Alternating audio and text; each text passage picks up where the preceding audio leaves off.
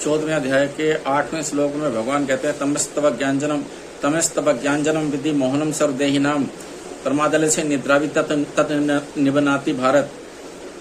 ये भरतवंशी अर्जुन, संपूर्ण देहधारी को मोहित करने वाले तमोगुण को तुम अज्ञान से उत्पन्न होने वाला समझो।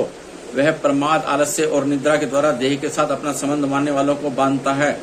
तमस्तव ज्ञानजनम विधि मोहनम सर्वदेहिनाम। सतगुण और रजगुण इन दोनों को तमोगुण को सतगुण और रजगुण इन दोनों से तमोगुण को अत्यंत निकृष्ट बताने के लिए यहाँ तू पद का प्रयोग हुआ है। यह तमोगुण अज्ञान से अर्थात बेसमझी से, मूर्खता से पैदा होता है और संपूर्ण देहधारियों को मोहित कर देता है, अर्थात सत्य असत, कर्तव्य अकर्तव्य का ज्ञान विवेक नहीं होने देता। इतना ही नहीं, यह सांसारिक सुख भोग और संग्रह में भी नहीं लगने देता, अर्थात राजस सुख भोग में भी नहीं जाने देता। तो फिर सात्विक सुख की तो बात ही क्या है। वास्तव में तमोगुण के द्वारा मोहित होने की बात केवल मनुष्यों के लिए ही है, क्योंकि दूसरे प्राणी तो स्वाभाविक ही तमोगुण से मोहित हैं। फिर भी यहाँ सर्वदेहिनाम पद देने का तात्पर्य है कि जिन मनुष्यों में सत्य असत, कर्तव्य अकर्तव्य का ज्ञान विवेक नहीं है, वे मनुष्य होते हुए भी 84 लाख योनियों वाले प्राणियों के समान ही हैं। अर्थात जैसे पशु पक्षी आदि प्राणी खा पी लेते हैं और सो जाते हैं, ऐसे ही वे मनुष्य भी हैं। प्रमाद आलस्य निद्रावि तब निम्नाति भारत। यह तमोगुण प्रमाद, आलस्य और निद्रा के द्वारा संपूर्ण देहधारियों को बांध देता है। प्रमाद दो तरह का होता है। एक कर लेना काम को न करना, अर्थात जिस काम से अपना और दुनिया का अभी और परिणाम में हित होता है, ऐसे कर्तव्य कर्मों को प्रमाद के कारण न करना, और न करने लायक काम को करना था जिस काम से अपना और दुनिया का अभी और परिणाम में अहित होता है, ऐसे कर्मों को करना। न करने लायक काम भी दो तरह के होते हैं। व्यर्थ खर्च करना, अर्थात बीड़ी, सिगरेट, भांग, गांजा आदि पीने में और नाटक, सिनेमा, खेल आदि देखने में धन खर्च करना। और दो व्यर्थ क्रिया करना, अर्थात ताश चौपट खेलना, खेल कूद करना, बिना किसी कारण के पशु पक्षी आदि को कष्ट देना, तंग करना, बिना किसी स्वार्थ के छोटे छोटे पेड़ पौधों को नष्ट कर देना आदि व्यर्थ क्रियाएं करना।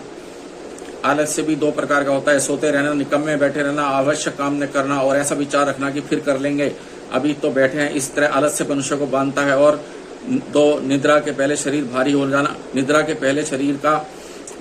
पहले शरीर भारी हो जाना, वृत्तियों का भारी हो जाना, समझने की शक्ति न रहना, इस तरह का आलस्य दोषी नहीं है, क्योंकि यह आलस्य आता है, मनुष्य करता नहीं। निद्रा भी दो प्रकार की होती है। आवश्यक निद्रा, जो निद्रा शरीर के स्वास्थ्य के लिए नियमित रूप से ली जाती है और जिससे शरीर में हल्कापन आता है, वृत्तियां स्वच्छ होती हैं, बुद्धि को विश्राम मिलता है, ऐसी आवश्यक निद्रा त्याज्य और दोषी नहीं है।